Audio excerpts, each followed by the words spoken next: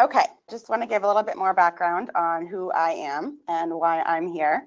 So I work for End-to-End Analytics. We are a consulting firm based in Palo Alto, California, although we have people all around the world, East Coast, Midwest, Brazil, Peru, Hong Kong, China, and we work with companies of all different industries in every possible application. So I think our sweet spot is really that we do all types of analytics, descriptive, predictive, prescriptive. We have a ton of experience with all of it, and we're really good at combining consulting, analytics, and technology in a way that lets us build custom solutions for all of our clients.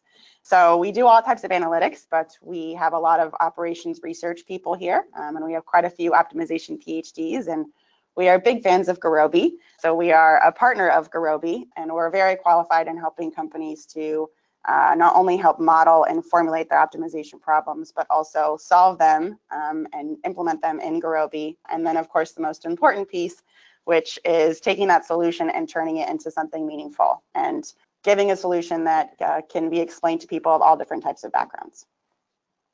Okay, so now we can get to the fun part, scheduling problems. So first, I'm going to go over what scheduling problems are. And defining them, and then I will go over a sample problem, and that sample scheduling problem is going to really bring us through the rest of the presentation, and I'll use that sample problem to show how we can solve it with Gurobi. So the modeling and formulation piece, and then actually implementing it in Gurobi, and I should say that I am using the Python API for Gurobi. There are a number of different languages that you can use to write Gurobi models, but I am a big fan of the Python one. I think if you're new to Gurobi or you know Python, this is probably the most useful one to use. So once I go through the implementation, I'll go over some of the other useful features that Gurobi has for solving scheduling problems. And then I'll talk a little bit about parameter tuning, and then we'll wrap up and have some time for questions at the end. Okay. So what is a scheduling problem? So optimal scheduling is the process of determining the time periods in which to schedule a set of events to optimize a chosen objective. I think the most common example of scheduling problems is job shop scheduling. So this is something that they offer in computer science and algorithm classes. So you may have heard of this before, but the idea is if we have a set of machines and a set of jobs or processes, we want to find a way to assign those jobs to machines in a way that minimizes the make span. And the make span here is the amount of time it takes from the start of the first job to the end of the last job. So the total time it takes to run all the jobs. So we want to find a feasible assignment of these jobs to the machines. And on the bottom of the slide here, you can see this is a solution for a job scheduling problem. That's from one of my colleagues. She solved a job scheduling problem, and the solutions usually look something like this. So you get, different machines of different complexities, and you'll be able to see how those schedules fit into each of the machines, and then what the total time is to run all those. So that's probably the most common one. There's also scheduling airline flights, which is a very common scheduling problem. So you can imagine an airline would have a finite set of airplanes, and they also have pilots and crew members that they need to schedule to flights. And they also, of course, are going to take into account the actual demand. So how many people want to fly from point A to point B? So given the demand and their crew member schedules, and the number of planes they have, they want to find a feasible way to schedule their airline flights. And then, of course, there are a lot of problems that come up with scheduling shifts. So assigning nurses to shifts in hospitals, or staffing people at a call center, a lot of things like this. So the example that I'm going to give is actually very similar to this, so I won't go into much more detail. But these are just some examples of scheduling problems. So how do we solve a scheduling problem? So actually finding an optimal schedule is a combinatorial optimization problem. So it's NP complete. It's a difficult problem to solve. And you can imagine that you have a certain number of combinations of different schedules that you can have. So you have to figure out which one is not only feasible for your constraints, but also will optimize your objective function. So just a brief run through of what an optimization problem is for those of us that maybe don't remember. An optimization problem always has 4 parts. An objective, so our goal, what are we trying to do or do well? Our constraints, so what are the rules and restrictions that we have? Our decision variables, which is the actual solution that we want. What do we want to know? What's our solution going to be? and then input data and parameters. So a mixed integer program, or a MIP, is an optimization problem that has a combination of integer and continuous decision variables. And a scheduling problem is a type of mixed integer program. And a mixed integer program is a subset of optimization problems. So scheduling problems have binary decision variables, right? So you have if you want to figure out what the schedule is going to be, it's either going to be on or off, 0 or 1. So we have these binary variables that give us these integer decision variables. So how do we solve this? Well, with the amazing advances of optimization solvers like Gurobi, we can solve these scheduling problems with Gurobi, and it generally does a pretty good job. So if the problem is modeled correctly and you have a reasonable number of variables, we can generally solve scheduling problems pretty easily, which is great. Okay, so now for a sample problem. So our sample problem takes place in a diner, and we have a diner with 2 staff members, burger makers, and the diner wants to figure out how they can staff these burger makers in a way that's going to minimize costs.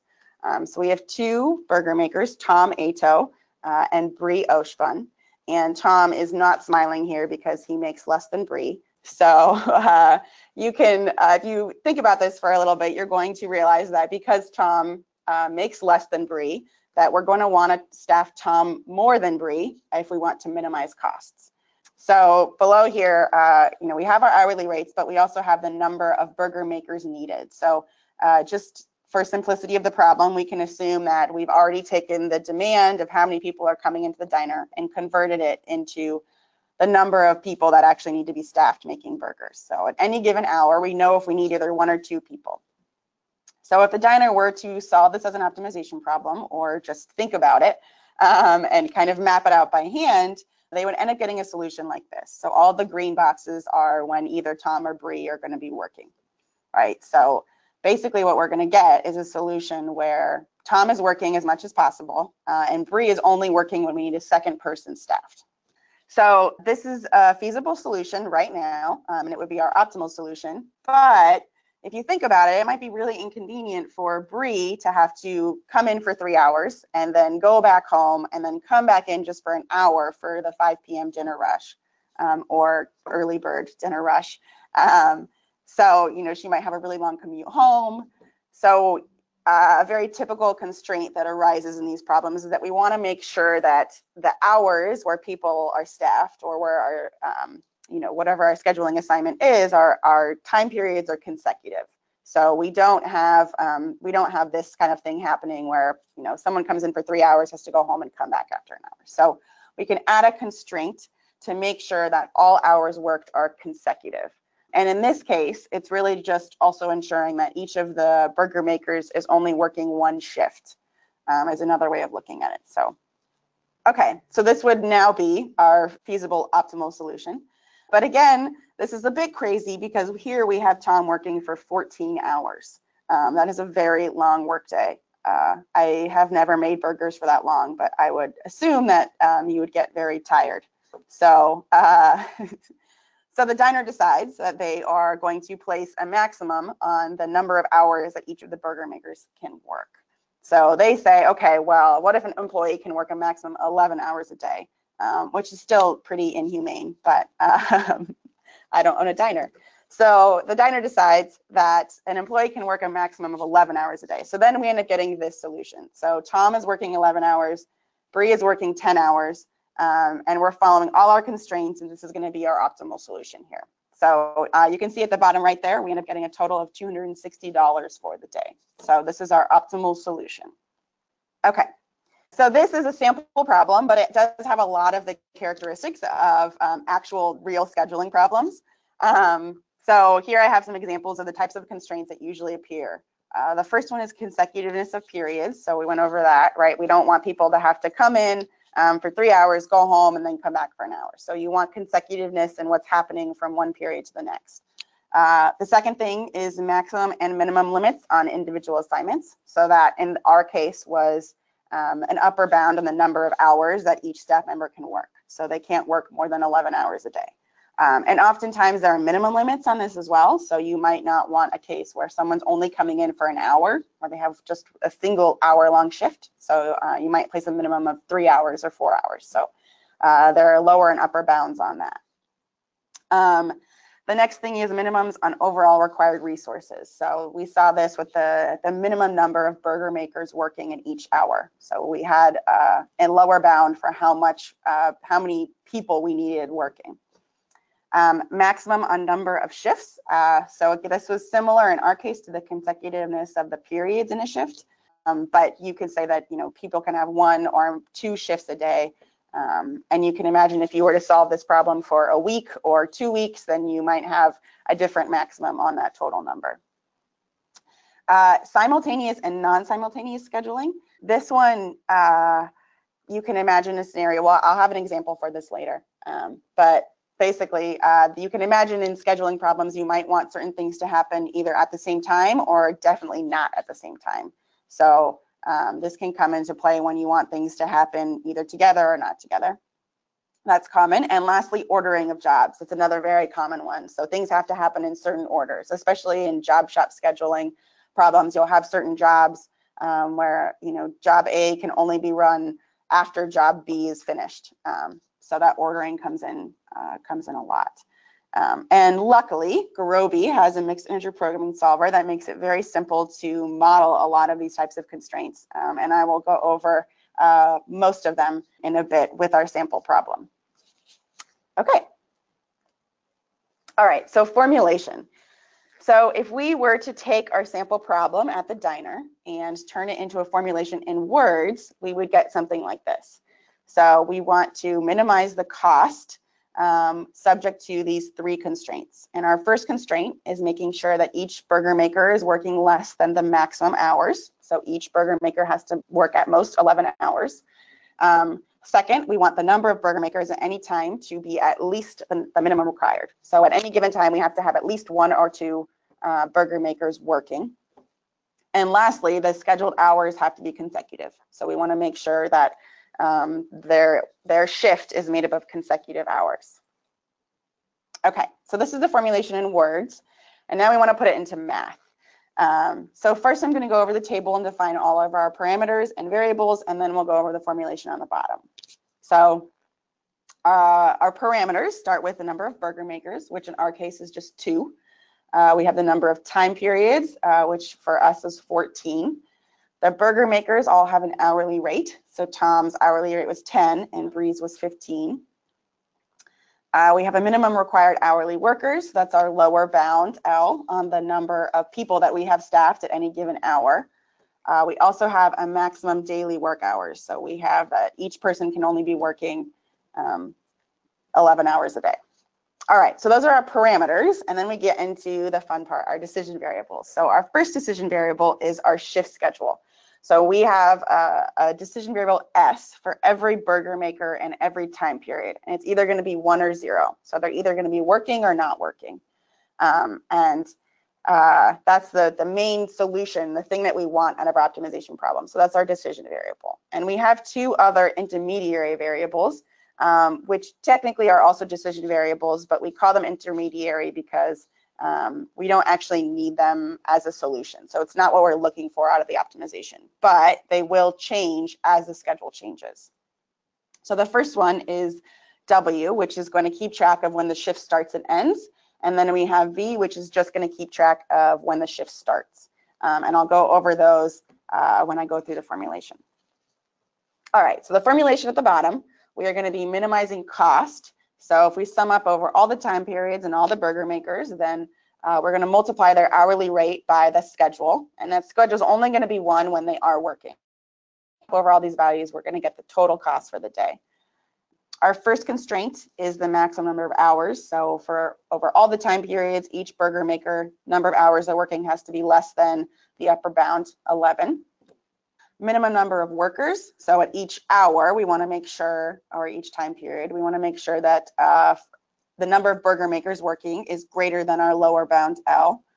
And then we get into the shift changes. So the shift changes, this W decision variable, or this W variable, is going to be equal to the schedule at any time t minus the schedule at the previous time period. So if you trust me, or you think about it for a few seconds, you'll realize that this W variable is going to be equal to 1 when the shift starts, and it's going to be equal to -1 when the shift ends. So it's going to be 0 otherwise. So it's going to pick up when the shifts are starting and ending.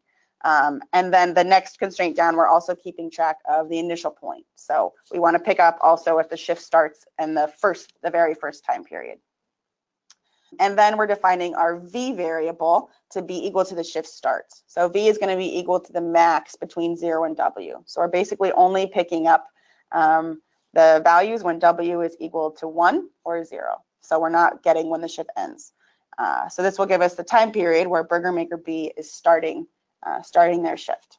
And the very last constraint is summing up over all the time periods that shift starts. The number of shift starts for each burger maker has to be at most 1. So that's enforcing our constraints on consecutive shifts.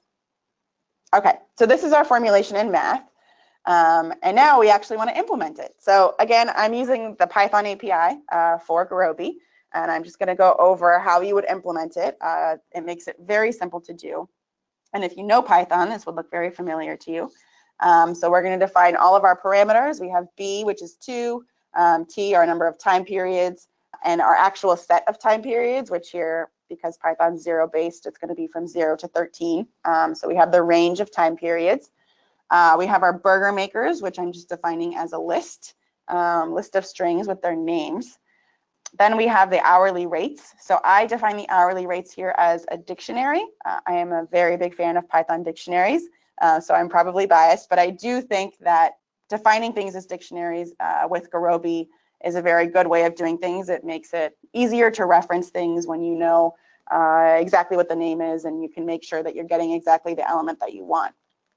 And I think it works well with the rest of the Gurobi implementation and syntax.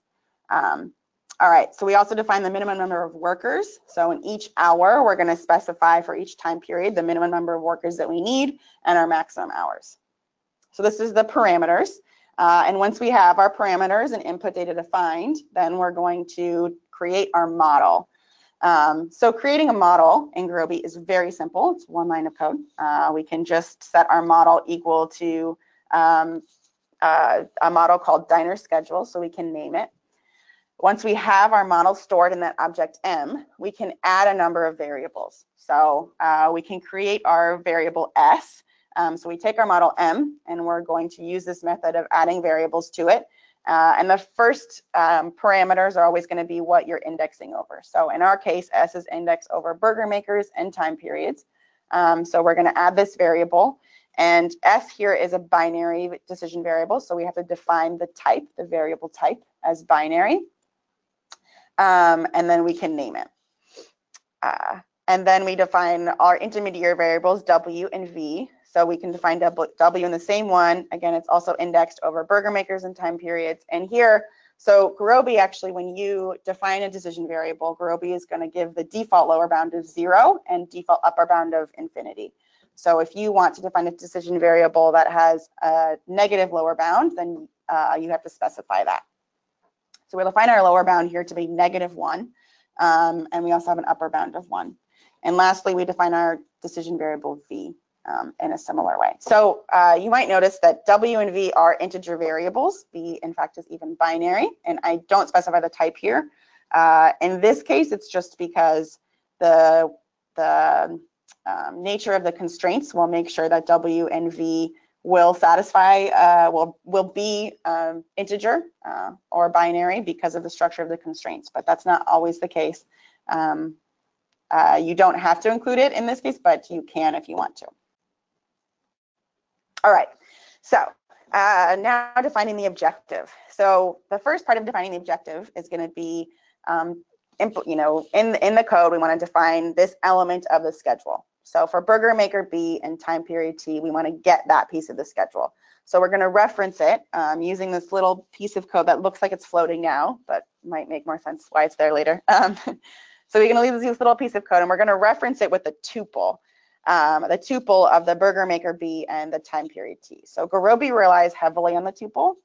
Lists and tuples are very similar in Python. I have an example here on the bottom of the page. So a list is created with square brackets, a tuple is parentheses, and they're both ordered collections of Python objects, but tuples cannot be changed. So Gurobi uses these a lot, and when you create a decision variable and you define what's indexed over, you're going to reference that element in the decision variable using this tuple. All right, so we have that piece, and we want to multiply that schedule times the hourly rate. So that, in this case, is going to look something like this. So we're just creating a Python list of all of those elements. So if you know Python, this would be very, very familiar to you. So we're creating a list that's going to give us all of the elements that we want to sum up. So to get our actual objective function value, then we're going to take a sum of all of the elements in this list, and that's going to be our objective function. So we can use the sum function, although Gurobi has a function called quick sum, and I'm a big fan of quick sum. I use it whenever I can. So it's just a more efficient way of summing up all of the values in the list. So we can take this quick sum of all the elements, and that's going to give us our objective function value. Oops. And then we can set the objective in our model to this value. So the first parameter of setting the objective is actually your decision expression, so that expression that defines the value. And the second is just going to be the sense. So here we're minimizing this value, so we want to tell it to minimize this value. So that's our objective, and now we can add our constraints. So the first couple constraints are pretty simple. They're just bound constraints. So we're adding constraints to our model. Again, here I'm using quick sum, so I'm summing up for every burger maker, I'm summing up the schedule over all the time periods and making sure that's less than our maximum. And then I'm adding constraints on the minimum number of hourly workers, so that if for every time period, if I'm summing up all of the schedule of the number of burger makers, we're going to make sure that that's at least as big as minimum hourly workers. So these are our constraints. There are a number of ways to add constraints. They're all equivalent. Here I'm adding constraints, multiple constraints all at once. You can see there's an S on the end of that CONSTRS at the end. That means I can add multiple constraints at once. But you could similarly add a single constraint, so without an S on the end, and just do that in a for loop, and it would give you the same thing. All right, so now for the fun constraints on the shift starts and stops. So the first thing we're going to do is set W equal to what we want it to be, right? So we want to make sure that at every time period, W is going to be equal to the schedule and time in that time period minus the previous schedule. So that's going to give us the shift starts and end stops. The next constraint is setting our initial value for that W. So it's making sure that if someone starts their shift at the beginning of the day, we're picking that up. The third constraint down is, so this one's cool. So we're saying here that V is going to be equal to the max of W and 0. So Gurobi has overloaded this max function actually. So max with an underscore is an overloaded function that we can use in Gurobi. And we can actually just write that V is going to be equal to the max of W and 0. So that's a pretty cool feature. We don't have to figure out how to model that in optimization modeling syntax. We can just type it, which I think is pretty cool. So we can add these constraints to set V equal to the max of W and 0. And once we have that, then the last part is easy. So we just want to add a constraint so that for all of the burger makers, if we sum up the number of time periods, we sum up the number of times their shift starts, we want to make sure that's less than 1. Okay, so now we have defined a model in Gurobi, and we've implemented it. So the next step is solving it. And we can solve it with one simple line. Just take that model and run the method of optimizing on it. And if we were to put all of this code into a Python script and run it, we would get an output like this. Actually, we would get exactly this output. So I'm running from the command line, but I think millennials have preferred ways of running Python scripts these days. So you can just run this Python script wherever you have it, and you'll see an output like this. And this is a very small problem. We just had a few decision variables. So in this case, Gurobi solved it in, I think like the 5th from the bottom. You can see it solved it in 0.01 seconds. So it solved it very quickly. And then the last line, you can see our objective, which is 260, which is the same value that we had when we solved this kind of by hand in the first couple slides. So Gurobi will solve this problem very quickly. I should say this is a sample problem, so it's small, but this definitely can be implemented for much larger problems, and Gurobi still does a great job at solving them in pretty reasonable time. Okay, so now that we've implemented it, we've implemented the simple pieces of the model, we can get to the more slightly more complicated but more fun stuff. And the first piece is special ordered sets. So special ordered sets, I think, come in handy a lot with all types of scheduling problems. I've seen them in a number of different applications where it makes the modeling and formulation piece a lot easier and it solves problems a lot faster.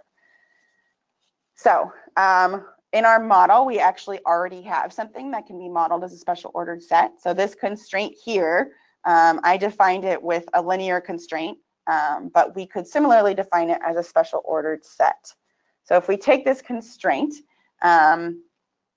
first, a special ordered set is a certain type of constraint, and there are two types. So the first type is that given a set of variables, so if we have a list of variables, at most one element in that list can be non-zero. So in our case, because the V's are binary, that means that at most one of them can be equal to 1.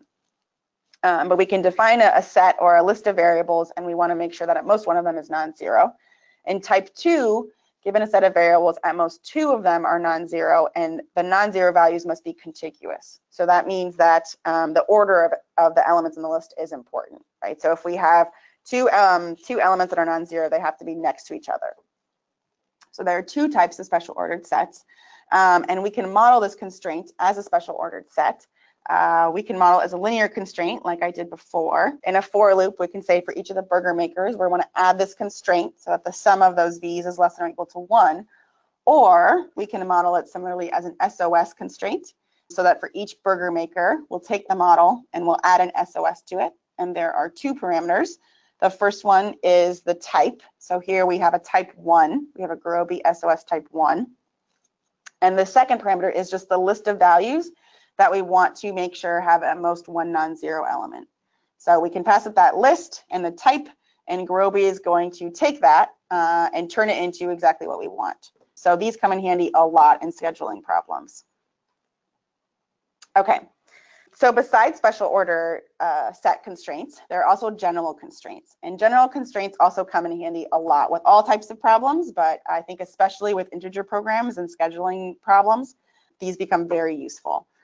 So general constraints are basically just a way to make it easier for the modeler. So we can define these general constraints in the model with a very simple syntax, and then Gurobi will take it and transform it into something that it can actually solve in an MIP formulation. So the first two are max and min, and we already saw the max actually.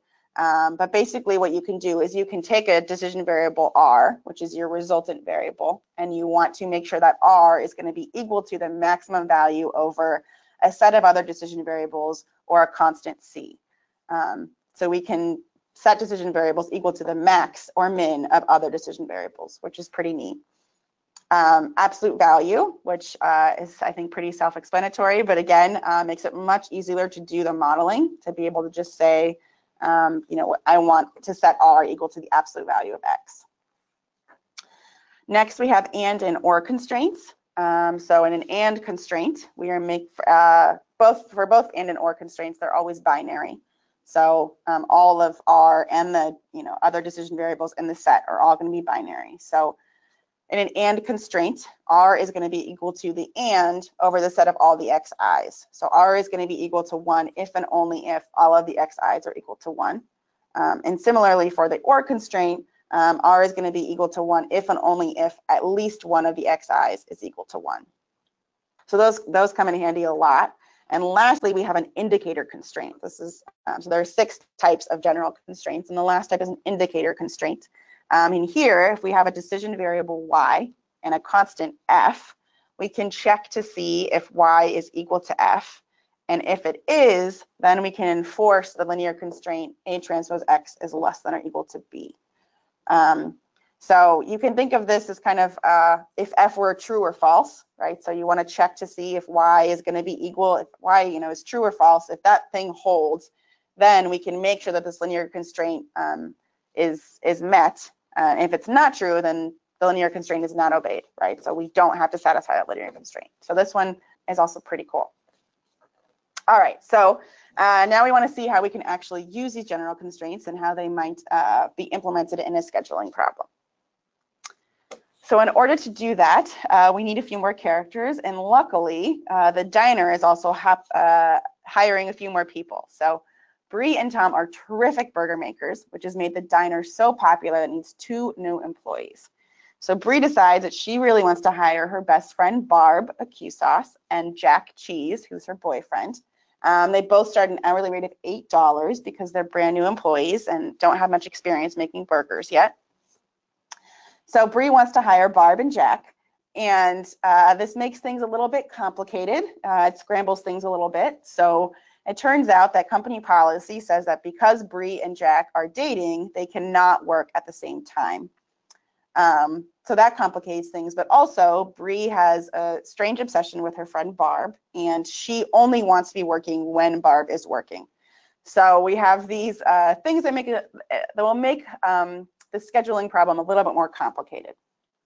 So luckily, we can model this pretty simply in some mathematical terms. So we can add this constraint to ensure that Bree only works when Barb is working and when Jack is not working. So we want to make sure that that Bree's schedule S at any given time is going to be equal to the and between Barb's schedule and not Jack's schedule. So if we take the opposite of Jack's schedule, 1 minus S, that's going to be 1 when it's 0 and 0 when it's 1. So this will make sure that Bree is working only when Barb is and when Jack is not. So we can take this and constraint and implement it in Gurobi. So here in the black square box, you can see the syntax, the Gurobi syntax for actually implementing this. So we define this general and constraint, and it just takes 2 parameters. The first one is the resultant R that's on the left-hand side of the and then we pass it a list that's all of the elements on the right-hand side of the and in that set. Okay. So if we wanted to implement this in Gurobi, the first thing I'm going to do is define the opposite of the schedule. So we're going to define this intermediary decision variable that's not S, and we're going to add that decision variable to the model. It's, again, indexed over burger makers and time periods, and then we can define it with some constraints to say that not S is going to be equal to 1 minus S. So for every burger maker and time period, we're adding that constraint. And then on the bottom there, we're going to actually add constraints to enforce these policies. So for every time period, we want to add a general and constraint to set Bree's schedule equal to the and between Barb's schedule and not Jack's schedule. Okay, so this is an and constraint. These come in handy a lot with scheduling problems. So we can do it this way. If I want to make it even more complicated for no reason other than just showing how to use an indicator constraint, then we can do it this way too. We can also model the policy that Bree does not work when Jack is working with an indicator constraint. So we can check to see if Jack's schedule is equal to 1, and if it is, then we want Bree's schedule to be equal to 0. So we can model this as our indicator, and in the black square box there we have the Gurobi syntax. So we're adding this general indicator constraint. We're checking if y is equal to f, and then we pass it our left-hand side of the constraint that we want to enforce. So here it's just a times x, the sense. So the sense can either be equal, less than, or equal to, or greater than or equal to. So there are all types of linear constraints you can have here, and then your right-hand side B. So if we go to the bottom, we actually want to implement this. We can add this general indicator constraint, and we just pass it Jack's schedule, which in our case is going to be our y, corresponding to the y variable. Check if it's equal to 1, and if it is, then we want Bree's schedule to be equal to 0. This is complicating things, but it is still pretty simple to do, and it's a pretty neat feature of Gurobi that we can add constraints like this. All right, and last but not least, we can go over how to do ordering. So ordering comes up a lot in scheduling problems. And I think it's an important piece to go over. And here in the diner, conveniently, Bree wants to make sure that there is an ordering in people's schedules. So opening is the worst part of working in a diner. People come in cranky before they have their coffee, and Bree just wants to make sure that she never has to do it. She sounds like a bit of a spoiled brat, but she gets what she wants. So the owners of the diner are going to make sure that Bree's shift, it does not start earlier than anyone else's. So we can do this with the following two constraints. So the first one is going to define this variable z. So our z variable is basically going to keep track of the time period in which a shift starts. So in this case, we're setting z for each burger maker equal to the maximum value over the set of each time period times our v variable. So that v variable, remember, is only one and the time period when the shift starts. So if we're multiplying that times our time period t, then we're only going to get one non-zero value in this set, and that non-zero value is going to be equal to t, our time period where the shift is starting.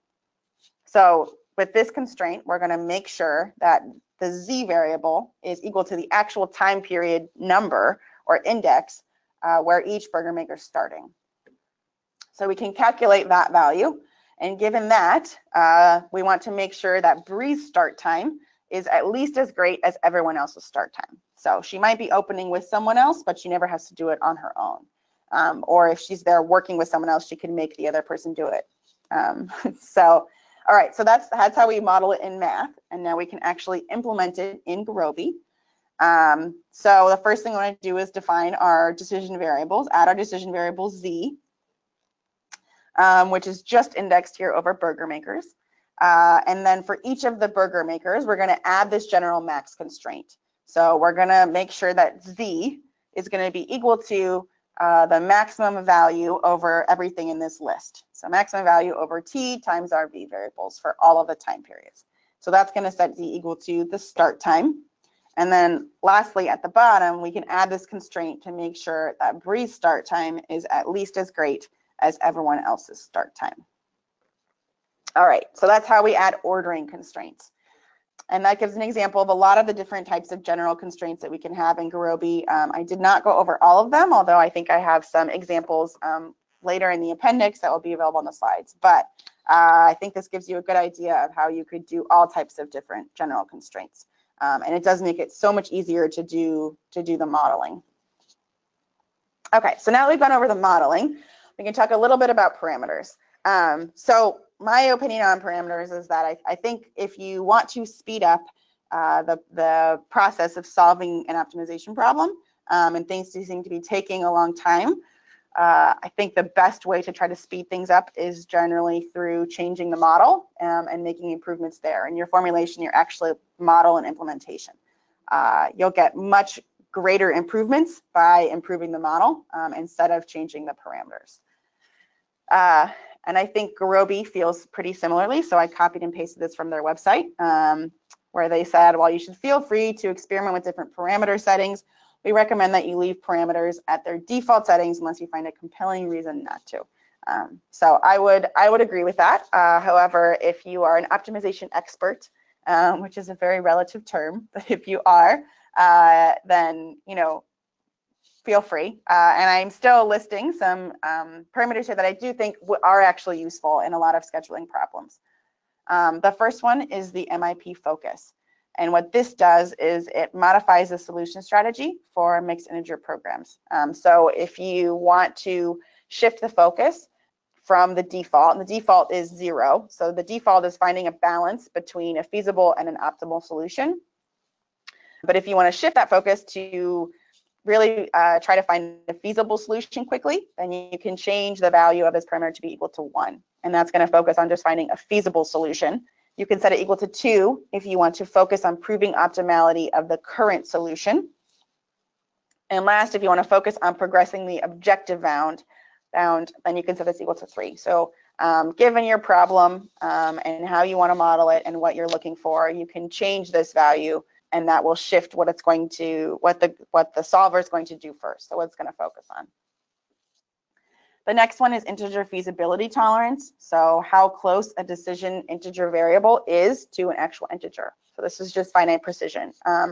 If you have a variable and its value is 1.0001, is that close enough to 1? Are you happy with that? You can define that tolerance value with this parameter. And the last two have to do with the optimality gap. So the relative and absolute mixed integer parameter gap.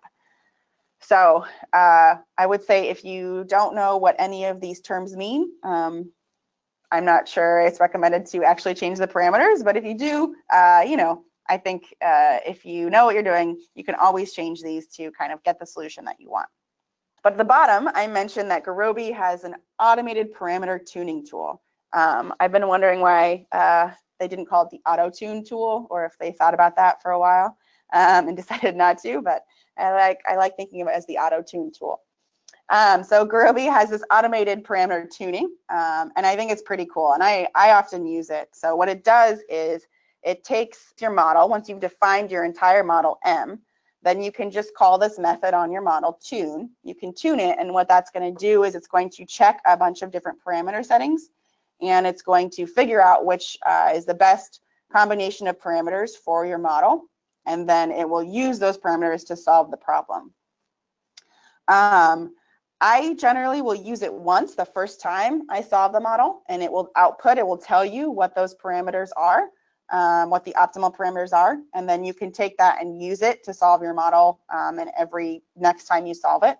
But I think you can use it however you want, but I do think it's pretty cool. It's a pretty neat feature that Gurobi has.